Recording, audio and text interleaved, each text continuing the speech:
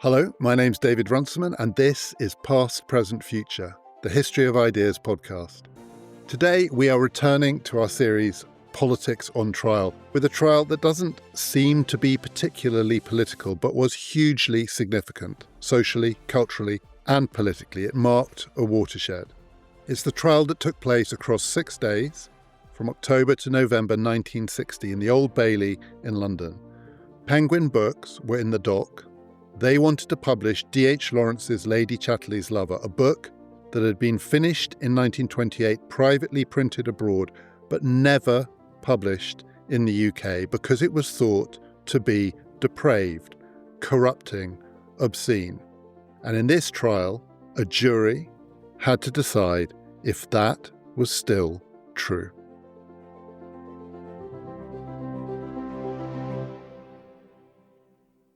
There are lots of unusual features to the Lady Chatterley's Lover trial.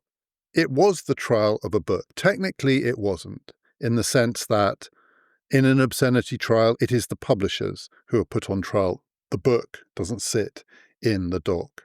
But in this case, the publishers were Penguin Books, headed by Allen Lane, by this point Sir Allen Lane, a pillar of the establishment. Traditionally, in obscenity trials, the point was to show that the publishers were effectively pornographers. The publishers had an intention to make money out of selling obscene material. And nobody could plausibly make that case about Penguin Books. If Penguin Books were in the dock, if Allen Lane was in the dock, then everybody knew what would happen. He would be acquitted because he was not anyone's idea of a pornographer. So for the prosecution to have a chance, the focus absolutely had to be on the book itself. The defense in this trial tried to persuade the judge to allow the jury to consider the question of whether Penguin Books intended to deprave public morality, because the defense knew that the jury would never conclude that it was the intention of Penguin Books to spread filth to the public. But the judge decided, partly presumably because the judge knew it would be a foregone conclusion if he allowed it to go the other way, that intention would not be part of the jury's consideration. The judge instructed the jury simply to consider the book itself and not to ask the question, what were the publishers intending by proposing to publish it? So this was the trial of a book, and the author of that book, D.H. Lawrence. It was also an unusual trial because it was understood by everybody to be a test case. It was deliberately chosen as a test case, and the law that it was testing was a new law, one that had been passed in Parliament just the year before, the new Obscene Publications Act, which had been drafted, and the person who led the drafting, the leading sponsor of that bill, was a young politician called Roy Jenkins, future Home Secretary, future liberalising Home Secretary, and many other things too. Future very successful author. The young Roy Jenkins wanted to reform existing obscenity laws in Britain because they were thought to be far too restrictive, particularly when it came to works of literature. The new legislation in 1959 was not a free-for-all by any means. We had not yet entered the 60s. It still was very clear that obscene material should be banned. And if material was considered obscene, particularly pornographic, it would be banned, and material continued to be banned extensively in Britain under the new Obscene Publications Act. But in relation to literature, to what could just about be called works of art, the new law introduced a new set of criteria by which the question of obscenity had to be judged. Previously, it had been thought to be too easy to prosecute for obscenity because all that had to be demonstrated was that a publisher had produced something which contained something that was obscene.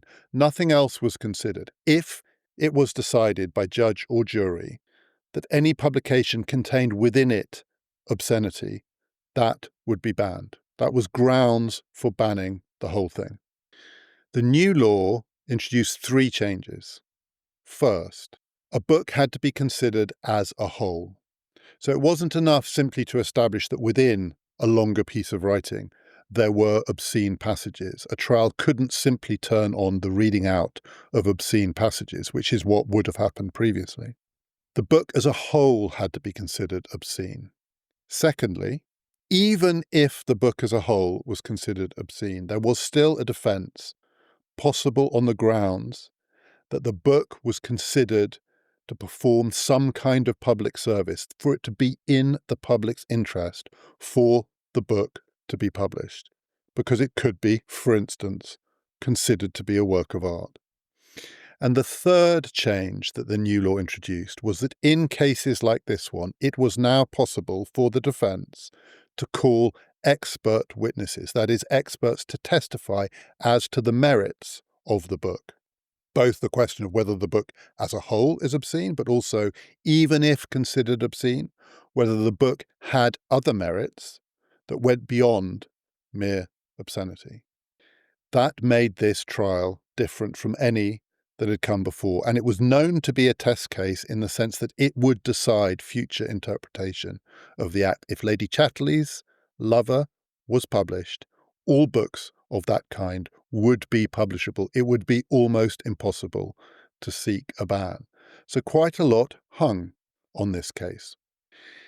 It was a jury case. It wasn't clear from the outset that it would be a jury case. And indeed, to start with, the defense was very nervous about putting this case before a jury and was inclined to seek merely the judgment of a judge, because juries are unpredictable.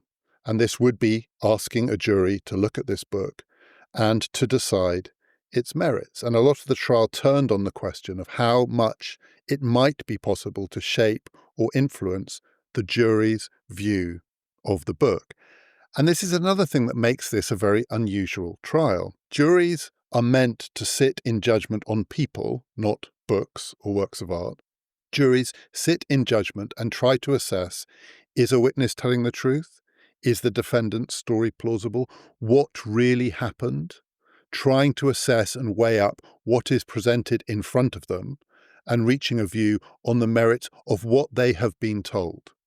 But in this case, they were being asked to reach a view on the book itself. The jury would have to decide for itself. Its individual members would have to decide for themselves what they thought of the book. This trial could hardly take place without the jury reading the book. It would be a farce if they simply listened to the evidence and tried to assess the book on the basis of what they'd been told about the book.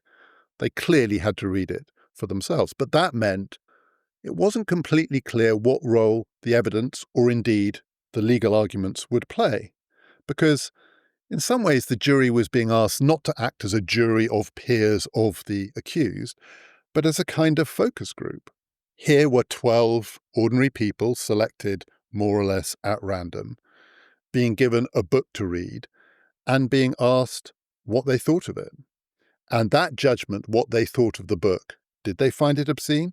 Did they not find it obscene? Would be the basis of the verdict. So they were acting like a kind of focus group, a sample of wider public opinion, not a jury of peers of the accused. One of the early controversies in the trial, one of the things about which defense and prosecution differed, was the question of under what circumstances would the jury read the book? That is, should the jury read the book together in a single room, the jury room, or should they be allowed to take it home and read it more comfortably at home?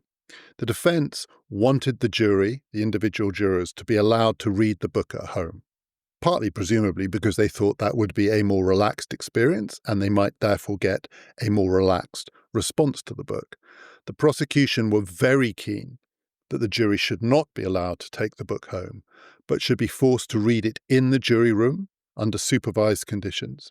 They wouldn't be free to discuss it with anyone outside of the jury room. And presumably the prosecution thought that reading the book under more uncomfortable conditions would produce a more uncomfortable response. It would be awkward. It might be embarrassing. In the end, the judge decided that the jury would read the book in the jury room. But the judge, in making that decision, said a completely extraordinary thing, because one of the remarkable features of this trial, which is also a feature of any jury trial, but in this trial somehow it's more tantalizing. No one knows what happened in the jury room. No one knows what took place there. And in the arguments between defense and prosecution about the question of where the book should be read, the clerk of the court said to the judge, "I don't think it's plausible to say that the jury room is too uncomfortable. We can make it comfortable enough to read a book in." And the judge said, "Well, I will have to take your word for that because I have never been inside a jury room. I do not know what the conditions in a jury room are like." A judge at the Old Bailey, a very experienced lawyer and judge, had never been inside a jury room because the jury room was a sacred, sacrosanct space. The judge was making that completely clear. No one, bar the jury, really, is allowed in the jury room. And that was the place for the book to be read. The selection of the jury, and so much hung on this, everybody knew it really mattered who was on that jury, allowed the defense to reject up to 7 jurors, and they did. And again, nobody knows why. The novelist Sybil Bedford, who wrote a great account of this trial, sat through every day of it, wrote extensive notes, and then wrote up her experiences in a short, very elegant, quite funny book about this case. And she was watching jury selection. She did not know why various men who had been selected were rejected by the defense. But one by one they were. Did they look too stick in the mud? Did they look a little reactionary? Once the final rejection had happened, the next juror was going to be called come what may. And the final juror to be called was, according to Sybil Bedford, who was watching, intrigued, who will it be? A woman, a middle-aged, seemingly middle-class, very respectable, very sensible, rather self-confident woman. And Sybil Bedford wondered, even as she saw this woman take her seat among the jury, is that the decisive moment? Is this the person who is going to decide this case? No one knows. But she just began to wonder, someone here is going to take the lead on this. Someone is going to guide the jury itself through this book. Is it her? She looks sensible. Maybe it is going to be her. Sybil Bedford also recalls early on in the trial, she was sitting with other reporters, journalists and writers watching from the public gallery. And she was sitting next at one point to an American journalist who'd come to cover the case. And after the opening statements of prosecution and defense, he excitedly turned to her and said, "Oh my God, this is amazing. This is going to be your English upper middle class version of our Tennessee monkey trial. It's going to be one of those, absolute blockbuster." And in a way, he was right. There are similarities between the Lady Chatterley case and the Scopes monkey case, the Tennessee trial that I talked about earlier in this series, not least because the Tennessee trial was also really a trial of books. It wasn't a trial of people, it was a trial of books. Scopes was just a cipher. It was a test case. It was contrived as a test case. It wasn't about Scopes himself. It was about 2 books, a biology textbook and the Bible. But there were very significant differences between the Scopes trial and the Lady Chatterley trial. One of which is, in the Scopes trial, the defense tried to call expert witnesses and the judge forbade it. Whereas in the Lady Chatterley trial, all of the evidence came from expert witnesses. There was no other testimony. It's also true that in the Scopes trial, everybody knew what the verdict would be. Everybody was working towards the same verdict. Both defense and prosecution wanted a guilty verdict to be reached in the case of the defense so that it could go to a higher court and the law deemed unconstitutional. In the Lady Chatterley case, it was a test case in a different sense, in that nobody knew what the verdict was going to be. It was genuinely suspenseful. And again, Sybil Bedford, in her book, having watched the 6 days of the trial, which was spread out over longer than 6 days because there was a gap between the opening statements and the time that was allowed for the jury in the jury room to read the book. Sybil Bedford, having sat through the whole thing, and having a strong instinct of which way it was going to go, at the same time was completely terrified that the jury would come back and reach a different verdict, and at various points had persuaded herself that she was watching a different trial than the jury was watching. She, a writer herself, an educated, sophisticated person. How did she know what these ordinary people, who were a complete mystery to her, no one knew who they were, how did she know how they were responding to the prosecution, to the defense, to the expert witnesses? It was a real cliffhanger. And when the verdict came back, it was greeted by many people with astonishment, nothing like the Scopes trial. Because it was a jury trial, the prosecution had a series of difficult decisions to make. The prosecutor, the lead prosecutor, was a man called Mervyn Griffiths-Jones, who became famous, indeed notorious. Because of this trial, he became something of a figure of fun. He was, in no sense, a figure of fun, certainly when the trial started. He was an extremely eminent barrister. He was a war hero. He had fought and indeed been awarded the Military Cross in the Second World War. He looked like a military man, tall, upright, red-faced, proper. He had been a junior prosecutor at the Nuremberg war crimes trials on the British team. He was not a figure of fun. And he was a serious man with a serious case to prosecute, but he had a real dilemma. And essentially the dilemma was this. He wanted to be able to say to the jurors, because he thought this was his best chance of winning the case, you are going to hear all sorts of evidence from people who have all sorts of qualifications that make them so-called experts. And indeed, the people who were called by the defense ranged from academics to novelists to publishers, including Alan Lane himself and other people from Penguin. They were called to the stand by the defense to give testimony. Clerics and bishops. You're going to hear from a full range of people who have some kind of status. And Griffiths-Jones wanted to say, and indeed did say to the jury, it's your judgment. You need to use your common sense. And he used the phrase common sense a lot in his comments to the jury. You are sensible people. You're going to hear a lot of stuff which will try and draw you out of your comfort zone. You're going to hear about art and literature and these higher values. You read the book, you make a common sense judgment as to whether or not this book is obscene. He thought that was his best bet. But at the same time, that then made a mockery of the trial. Because if he was essentially saying to these people, doesn't matter what the experts say, it doesn't matter what the experts think, it is your judgment that matters, reach an independent judgment, then what was he meant to do with the experts?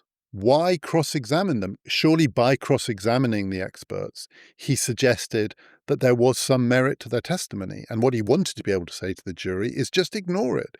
Just go into that, he hoped, somewhat uncomfortable room, feel a little awkward and uncomfortable, plough through this book, find it hard work, be shocked by it, and then come and tell people your response. Just come and tell people your unmediated response. So he was caught. On one level, it didn't make sense for him to push back against the defense case at all because he wanted to tell the jury just to ignore it. On the other hand, he couldn't do that. And he felt he had to question some, though by no means all, of the witnesses who were called. And he did. But in questioning those witnesses, in pushing back against their interpretation of the book, he could only do something that, in a sense, a barrister in his position should not do, which is offer his rival opinion. He was torn between wanting to say to the jury, come on, you know, I know, we all know this book is obscene, which would be telling the jury what to think, and saying to the jury, don't listen to what anyone tells you you ought to think. Judge this book for yourself. And so because of that dilemma, Griffiths-Jones seems to have come up with a two-pronged strategy to get him through the trial. So the first was the question, which of these many, there were more than 70 listed and more than 30 called, which of these many witnesses for the defense would he cross-examine? And he decided that his job was to try to make as many witnesses as possible look ridiculous.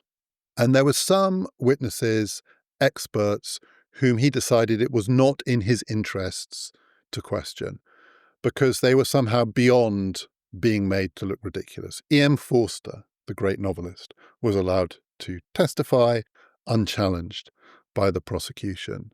A range of distinguished academics, particularly Oxbridge-style academics, were allowed to give their expert views more or less unchallenged. The ones that he tried to ridicule were of two kinds. The clerics, the bishops, the men of the church, particularly in a notorious exchange.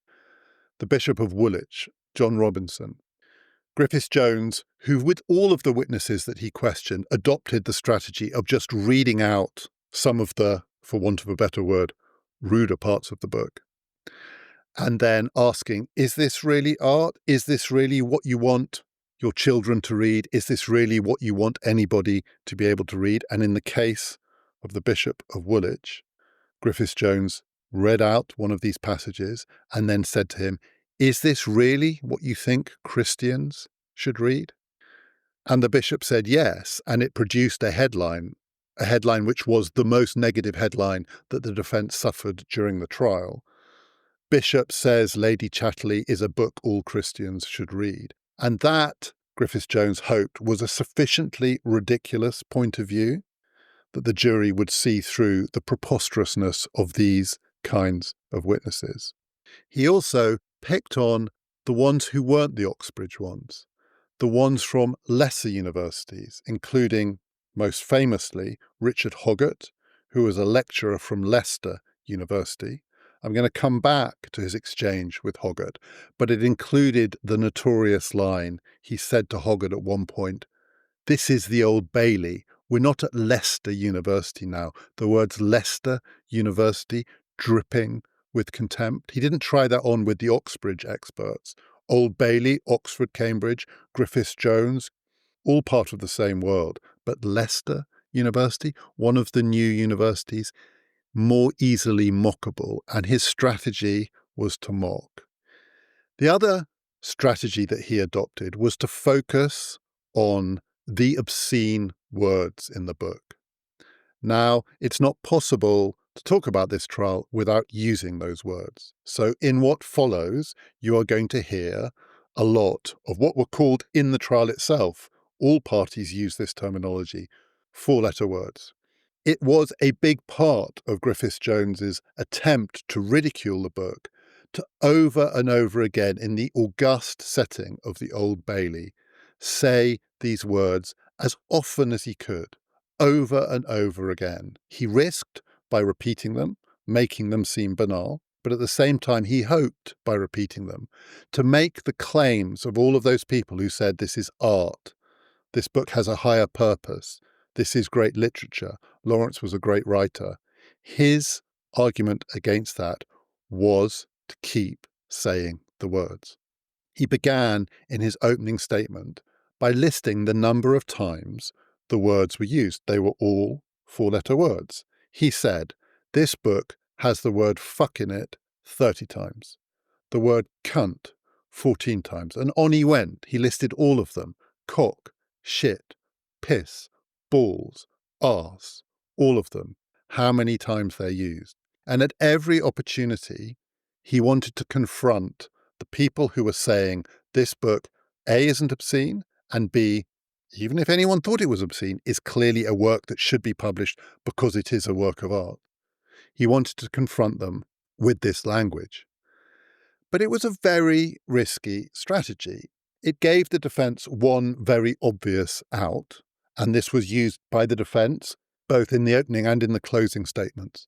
And this argument was used by the defence both in its opening and closing statements, which is words do not corrupt, words do not deprave. These are words that are known to all of us. All members of the jury are aware of these words. It's not as if in reading Lady Chatterley's Lover, they will come across these words for the first time. These words can be heard in all sorts of settings. if the use of these words is corrupting and depraving, then the armed forces are a corrupt and depraved institution because these words are everywhere. Every building site is corrupt and depraved. But how can you be corrupted by words that you already know? And it also had the effect of at least risking Griffiths-Jones looking ridiculous rather than the people that he was questioning. So there was one exchange that he had, and again, adopting his strategy of trying to pick on the academics whom he thought would seem a little ridiculous in the eyes of the jury because they would have ideas above their station, because their station was not to be a professor at Oxford or Cambridge or a member of an august college, but one of the other universities. And one of the experts who was called was a man called Professor Pinto, who was at Nottingham University. So Griffiths-Jones picked on him. Nottingham University? Well, Nottingham is where D.H. Lawrence was from, and Professor Pinto was at this time probably the world's leading expert on the work of D.H. Lawrence. So Nottingham University is exactly where he should have been.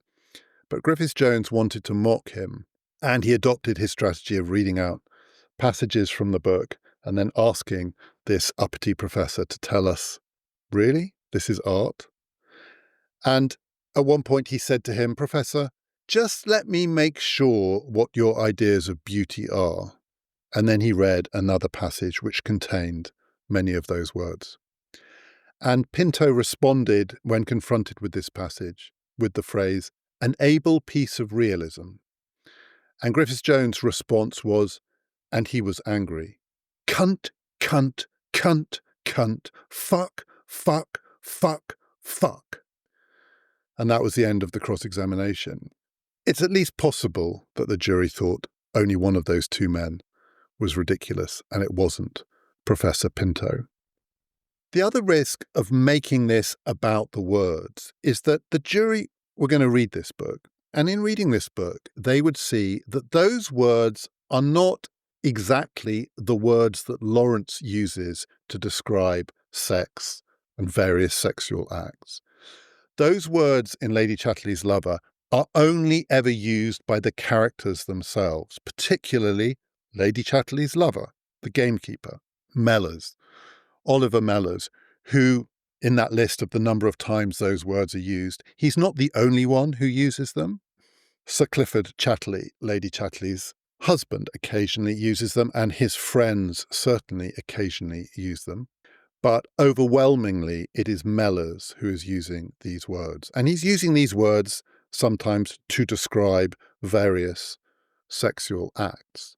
But when Lawrence writes about sex, he does not use these words. If part of the argument is that the book was a corrupting or depraved book because D.H. Lawrence had some intention in writing this book to describe sex in a way that is corrupting or depraved, Lawrence himself doesn't do it.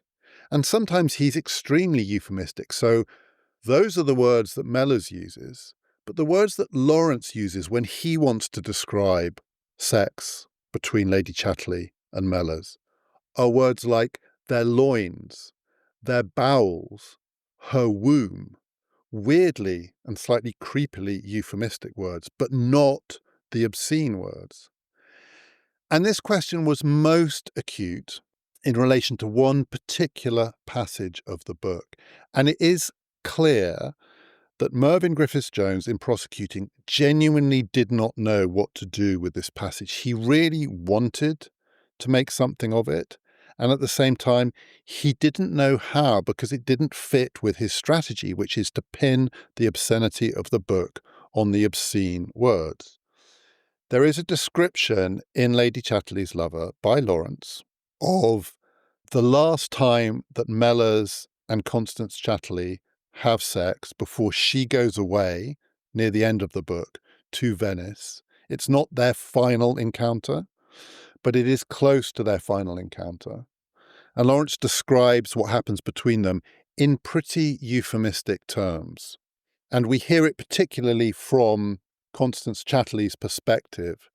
She remembers this act of love as being one in which she allows herself to do things that she would previously have considered shameful, and allows the most shameful parts of herself to be exposed to her lover. It's described in somewhat lyrical language. The way Lawrence portrays this particular sexual encounter is as something deeply meaningful to both Constance Chatterley and to Mellors. But he never spells out what really happened. It's not hard to guess what he's trying to describe here. And then Lawrence makes it completely clear what he's been talking about in a passage not that much further on in the book, when Constance Chatterley is in Venice and she hears that Mellors, who is still married, he's estranged from his wife, he's still married. So this is sex between two married people, one of whom, Mellors, is estranged from his wife. The other, Constance Chatterley, is still married to a man who was paralyzed in the war. So everyone knows she cannot have sex with her husband. But these are nonetheless two married people having adulterous sex. When she's in Venice, Constance Chatterley discovers that her lover's wife has reappeared. Mrs. Mellors is back and causing trouble in the village. She wants to be taken back by her husband, who doesn't want anything to do with her, considers her a monster. And when rejected, she goes around causing trouble for him by letting people know that when she was married to him in the fullest sense, he asked of her to perform various depraved sexual acts. And as she hears about it, and as this is then being discussed by the people who discover that Mellors is her lover, they use the highly euphemistic term that it appears Mellors has a taste for the Italian way. I have to say, I had no idea what that meant, but I thought I could guess. I looked it up. It turns out the Italian way means a taste for heterosexual anal sex, and that is what Lawrence is describing in that scene before she departs for Venice. That's what he means by the most shameful parts of herself.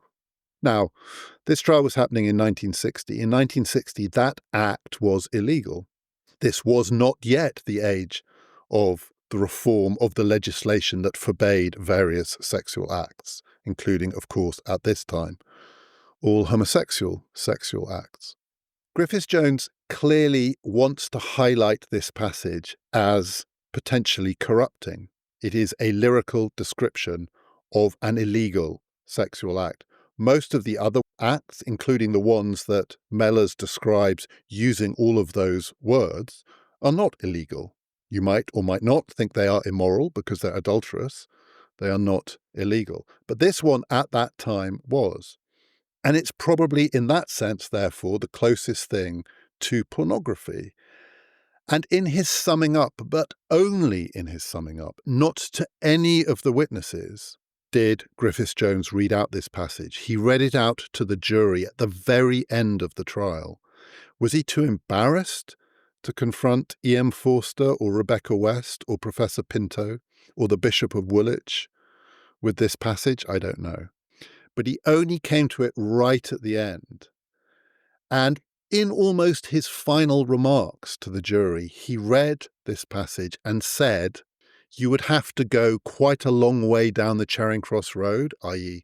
to the pornographers, or, I don't know why he chose this of all places, or to Port Said to find as lurid a description as that one. But of course, it had none of the words that he had been focusing on throughout his entire prosecution. He tied himself up in knots in trying to say, it's the use of words like fuck and cunt, which mean this book should be banned.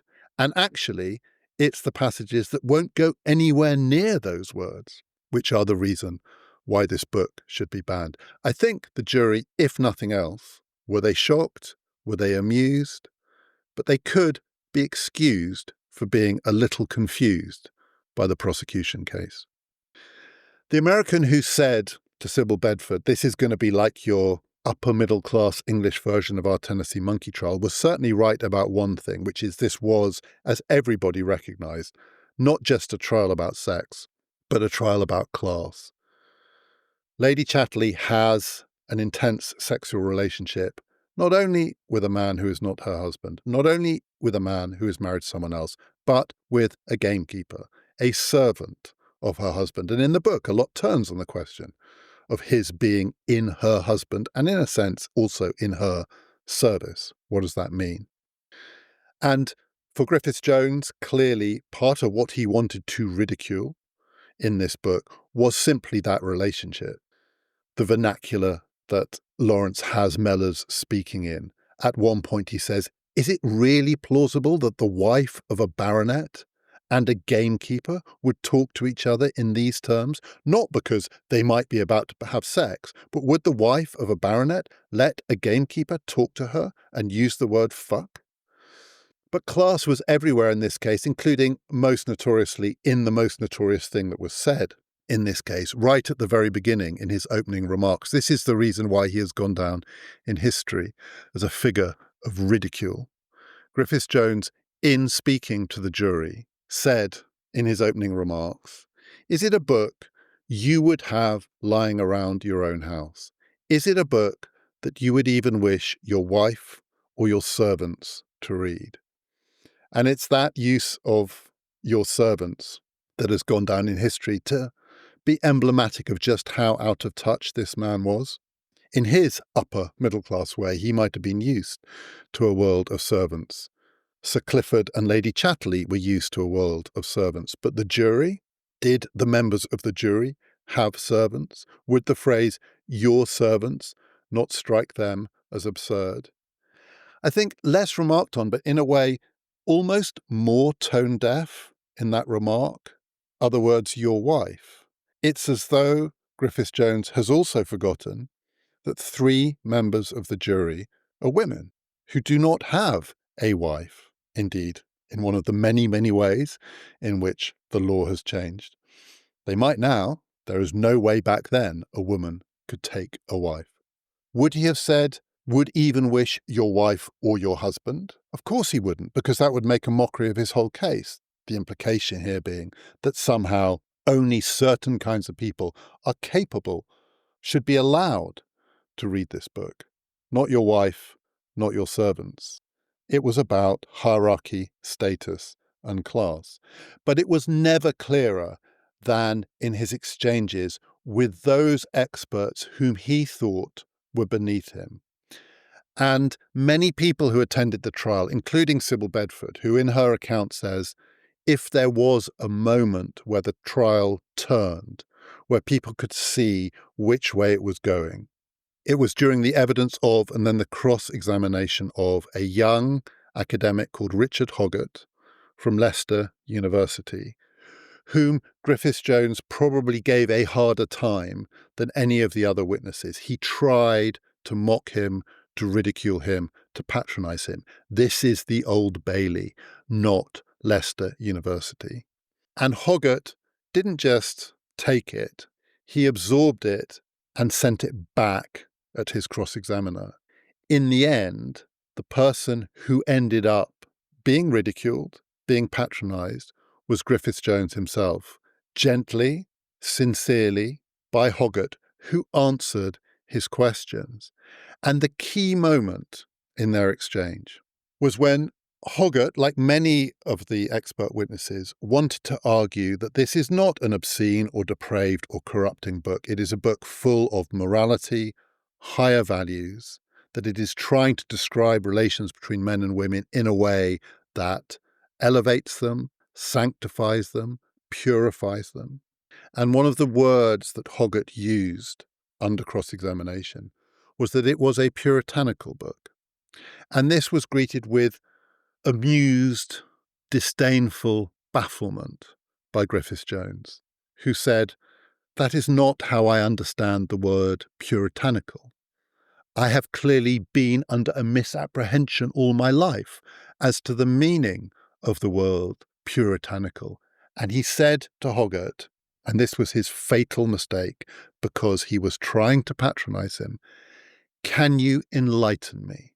Mocking, because there is no way he could be enlightened by this upstart.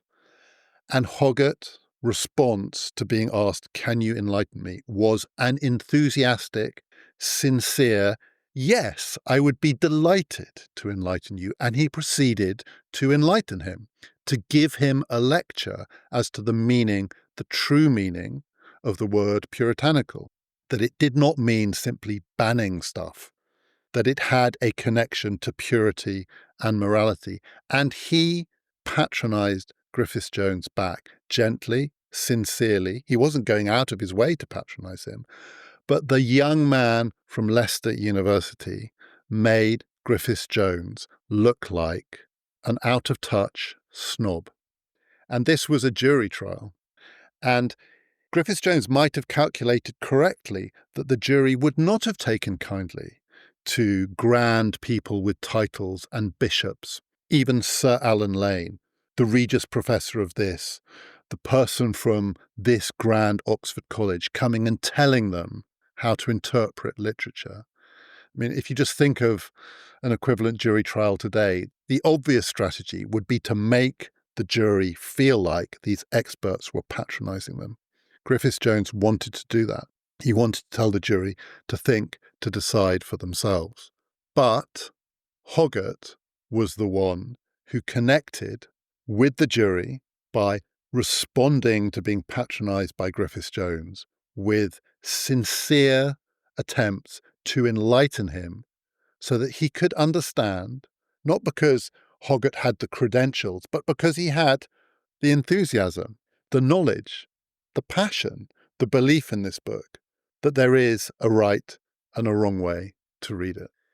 Still, it wasn't clear when the experts had finished giving their evidence, indeed, when the prosecution and the defense had finished summing up, which way the jury was going to go. And there still remained the judges summing up.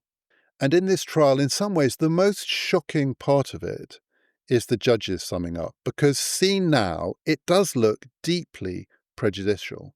At various points during the questioning of the experts, the judge did intervene. He almost always intervened in a way that was hostile to the book, hostile to the claims that this was a book of higher morality, of Puritanism, of merit as a work of art. He would step in and say, "Really? Are you sure?" In his summing up, he went further than that, though. To me, anyway, it sounds like he was quite clearly steering the jury towards at least being open to considering this a depraved book. He was pushing back against the expert testimony. But in doing that, I think he was incredibly unhelpful to the prosecution case, because in two respects, the grounds on which the judge wanted the jury to reject the expert testimony was not the same as that on which the prosecution wanted the jury to reject the expert testimony. The judge, a man called Lawrence Byrne, again, an extremely distinguished legal figure. He had been the prosecutor for treason of Lord Haw, the man who broadcast propaganda from Germany during the Second World War. Justice Byrne introduced two arguments to effectively the prosecution case that had not been there in the prosecution case. So he did not focus on the obscene language, the so-called obscene language. He didn't utter any four-letter words in his summing up. He focused on two things. First, the question of the morality of Lady Chatterley herself. In his interventions during questioning, the thing that he kept nagging away at was his suspicion that this was a book that undermined the institution of marriage, and it did it by celebrating a woman's sexual drive. And his suspicion that the story that Lawrence was really telling in this book was of a woman who was determined to find sexual satisfaction come what may, and when it was not possible inside her marriage, to seek it outside her marriage. And in his summing up, he said he wanted the jury to consider the question as to whether this was a woman who would have carried on looking for sexual satisfaction until she found it. Therefore, a woman who was promiscuous, who had no respect for the sanctity of the marriage vows, and was driven by her sexual desires, her libido. effectively a kind of nymphomaniac. He was playing on all of those tropes, all of those caricatures, but he was pinning it on Lady Chatterley. That's where the danger of this book lay for the judge. It seemed to be a book that celebrated female sexuality, but also that allowed a woman's sexual satisfaction to trump the sanctity of marriage. And the problem with that line of argument is it might work if you'd never read the book, but the jury had read the book. Indeed, they had just read the book. They had just read the book a week ago, probably more recently than the judge had read the book. In fact, there are moments in the judge's summing up where it's hard not to wonder, had he actually read the book? Because Lady Chatterley's Lover is not really a book which is driven by, animated by Lady Chatterley being the lead agent of what follows, the person whose desires are the cause of the trouble to come. She is much more often led than in the lead. She is at the mercy of all sorts of different kinds of men, not just her lover, not just her husband, but her father too. She is at least as much victim as anyone in this book. And in a way, it was taking the jury for fools to think that you could play that old story, the story of this being a depraved book, because it is about a woman's license. It is about what happens when female sexuality is let off the leash. And that is clearly dangerous because everybody knows that in the end, that leads to the breakdown of Christian society. That old argument, very old argument, again, a kind of caricature of a puritanical argument, an argument that feels like it comes from another century, never mind another decade than the beginning of the 1960s. That argument feels very weak if it's going to be presented to people who have read the book. It might work with a wider public. It might work in a society where people had been forbidden to read the book. Where the book is banned, people might believe that is a reason to ban it because they don't know what's in it. But once you know what's in it, it's not a strong argument. And then the second problem that the judge made for the prosecution was he harped on a thought that hadn't been raised by Griffiths-Jones, which is that the reason to discount the testimony of these experts, these professors of English literature, there were psychologists and sociologists, one slightly touching theme of the whole case, both for prosecution and defense, is how often they ask the question, is this a book of sociological value? As though somehow sociology was the ultimate arbiter of whether something should be published or not. But sociologists were called. All of these experts with their interpretations. And the judge said to the jury, you have to consider very carefully whether, wise as these people are, expert as they clearly are, they are able to read this book with a sophistication, with a kind of insight that would not be available to ordinary people. He more or less said to the jury, if you allow this book to be published by Penguin, so it'll be cheap, it'll be available on bookstores, on railway stations, it'll sell, well, it ended up selling 3 million copies. So yes, it will sell in the millions. If you allow anyone who wants to read it to read it, all sorts of people are going to read it who do not have degrees in English literature, who have not studied sociology and the question of sociological value, who will, by implication, flick through to the dirty bits. This book is going to be read by ordinary people. And you, the jury, should consider whether actually, though the experts might be able to see the literary or artistic merit in it, ordinary people might not be able to understand this book. And ordinary people might misread it. Ordinary people might be corrupted or depraved by it because they wouldn't know that in describing the sexual act and using those words, what Lawrence was doing was art. They might mistake it for pornography. The judge said idiotically to the jury, because you can't say that to the jury. They're the ones who have just read it. They are the ordinary people. He's effectively saying to the jury, you should consider whether people like you are capable of reading this book in the way that the experts are capable of reading this book. Well, there is no sensible way for the jury to respond to that, because if the jury responds to that by saying, yes, we agree with you, Judge, people like us are not really capable of reading this book in the way that the experts are. We might well misread this book. Well, then how are they to reach a verdict on the book? If they reach a verdict on the book, almost by definition, they are rejecting the judge's suggestion. They are saying the thing that Griffiths-Jones wanted them to say, to think, to do, which is, we will use our common sense. We will decide this matter for ourselves. But if they are capable of deciding it for themselves, anybody is capable of deciding it for themselves. So there is no divide between the people capable of reading the book and the people incapable of reading the book. Anyone can read the book. It's a long time ago. I wasn't there. I'm reading second-hand accounts of what the prosecution said, what the defense said, what the judge said. But it feels to me that the really fatal moment in the case for the prosecution was the judge's summing up. He, more actually than Griffiths-Jones, sounded like he came from another world, that he was talking to the jury from across some kind of gulf of class and time.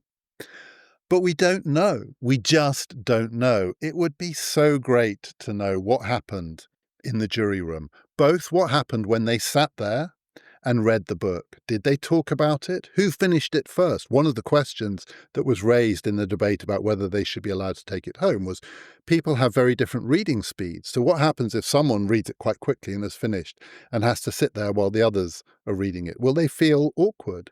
Reading as a communal activity is very, very different from reading as a private activity. Would it be embarrassing to read this book in the company of others?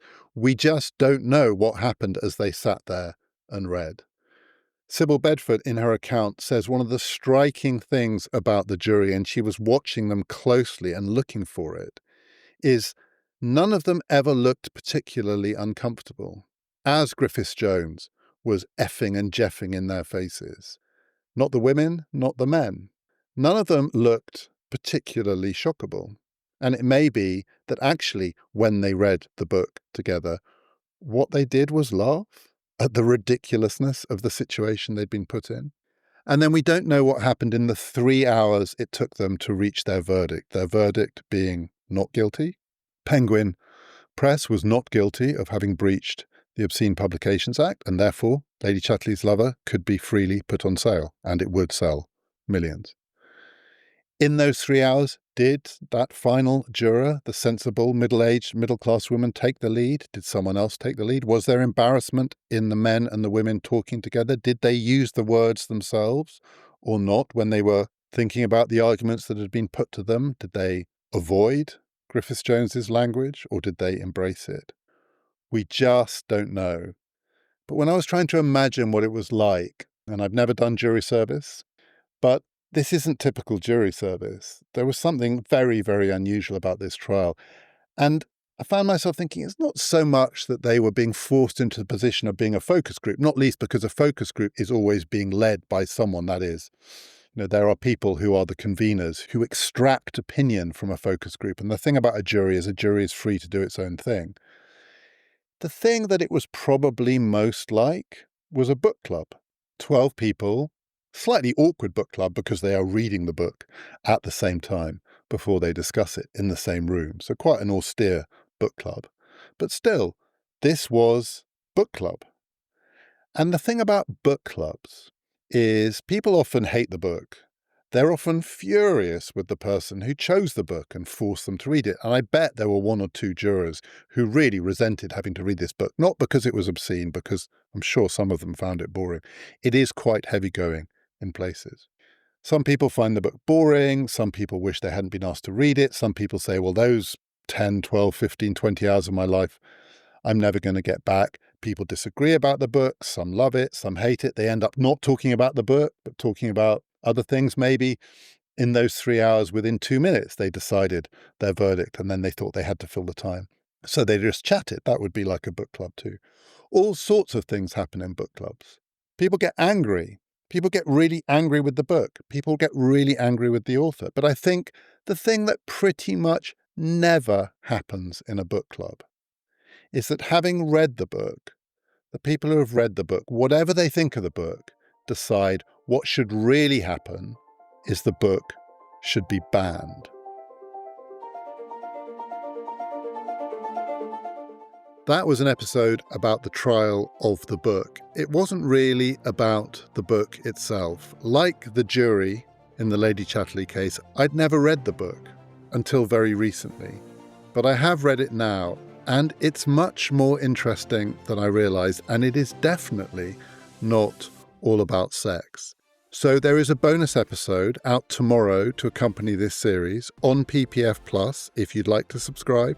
Just click on the link in the show description, go to our website, ppfideas.com. That episode is me exploring Lady Chatterley's Lover itself. What is the book really about? Is it as described in the trial, or is it really something completely different? A reminder that if you're looking for Christmas gifts, we would recommend a gift subscription to PPF Plus. You can get it and have it delivered to the recipient of your choice on Christmas Day. Just click on the link in the show description. Go to our website, ppfideas.com. You can get a 6-month or 12-month subscription. It gives you access to all of our bonus episodes, ad-free listening, and automatic sign-up to our fortnightly newsletter. Next time, in our regular slot, I'm going to be talking about one of the most significant trials of the 20th century, and also perhaps the most significant book written about a political trial. It's Eichmann in Jerusalem. That's next time. This has been Past, Present, Future.